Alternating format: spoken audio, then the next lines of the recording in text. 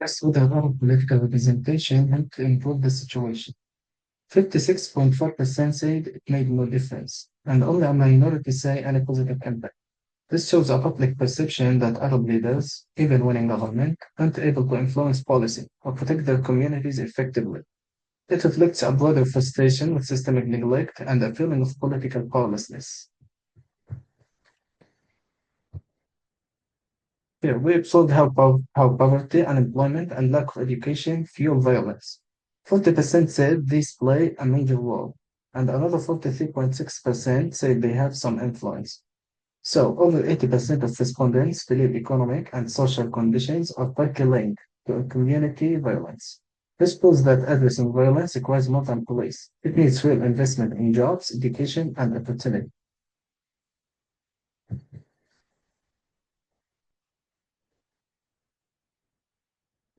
Finally, slide 15 looks at community efforts. Well, some respondents mentioned religious leaders, 34.5%, youth programs, 23.6%, or mayors, 20%. Many were unaware of any initiatives. This could mean these efforts are either lacking or poorly communicating.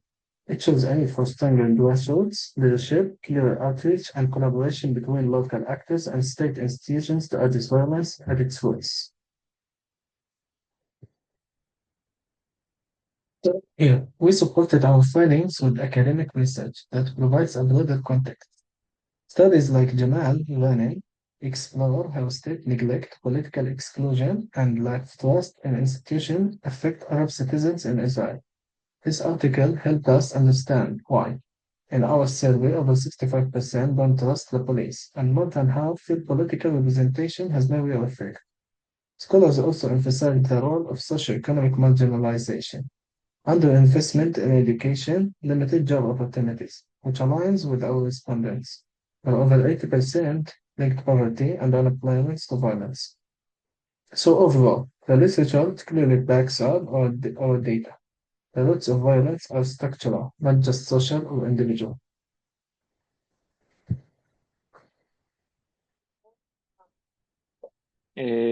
Now we get the conclusions. In conclusion, our research shows that violence has a strong and harmful effect on our daily life in Arab communities. Most people believe that the government response is not effective and that there is a deep lack of trust, especially toward the police. People in our study say that the real solutions should include stronger and fairer policing, more investment in education and youth programs, and economic development to help reduce violence and improve trust.